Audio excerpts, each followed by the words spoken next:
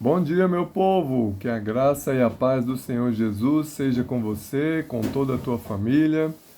Vamos ao último capítulo da primeira carta de Pedro aos cristãos, capítulo 5, que tem como título O líder deve ser exemplo vivo. Aos presbíteros que estão entre vós, admoesto eu, que sou também presbítero com eles, e testemunha das aflições de Cristo, e participante da glória que se há de revelar. Apacentai o rebanho de Deus, que está entre vós, tendo cuidado dele, não por força, mas voluntariamente, nem por torpe ganância, mas de ânimo pronto, nem como tendo domínio sobre a herança de Deus, mas servindo de exemplo ao rebanho. E quando aparecer o sumo pastor, alcançareis a incorruptível coroa da glória.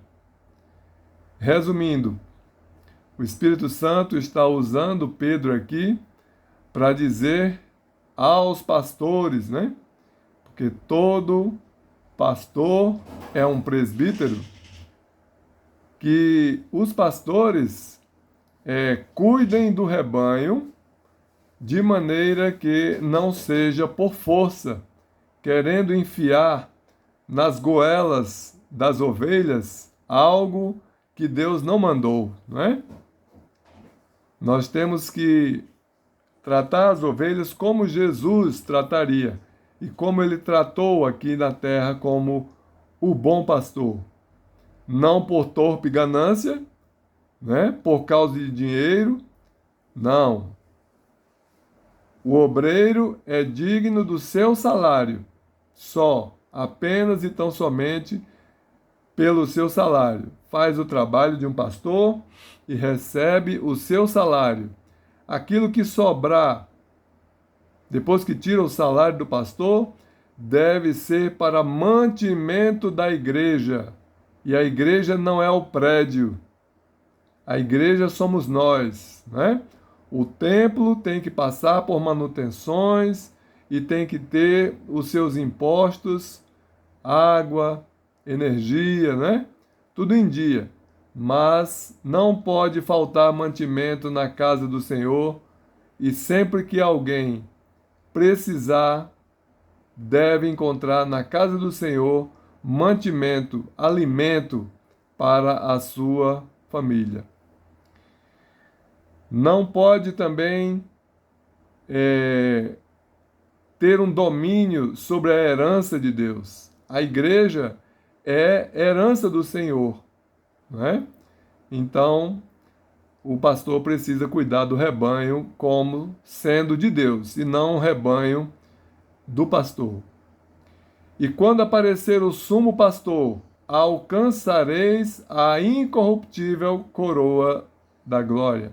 Do contrário, o pastor, o presbítero, né, não alcançará a sua coroa. Conselhos, votos e bênção final.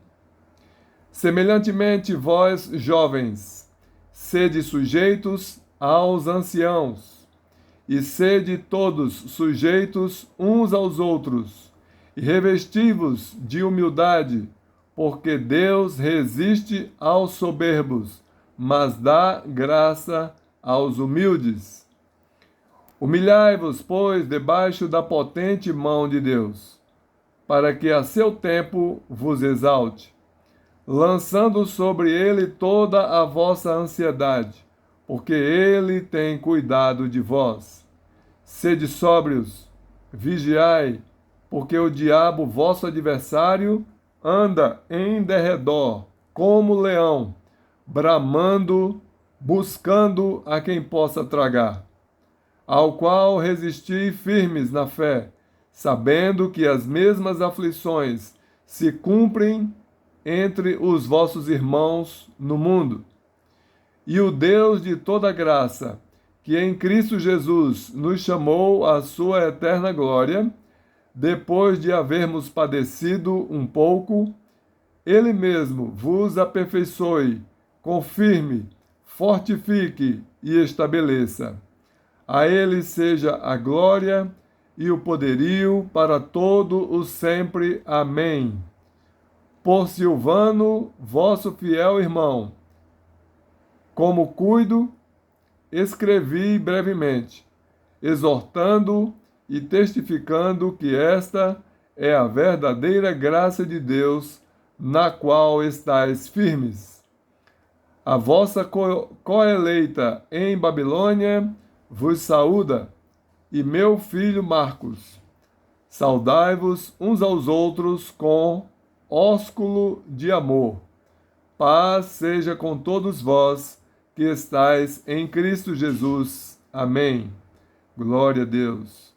Antes de terminar este capítulo, gostaria de ressaltar aqui o que Pedro, usado pelo Espírito do Senhor, disse: humilhai-vos debaixo da potente mão de Deus, para que a seu tempo vos exalte. Amados, essa humilhação diante de Deus, nós temos como maior exemplo Jesus, né? Ele se humilhou e assumiu a forma de servo.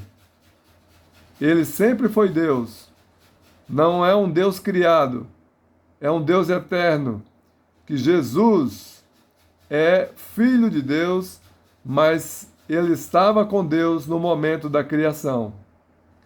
Quando Deus disse, façamos o homem à nossa imagem e à nossa semelhança, estava falando com Jesus.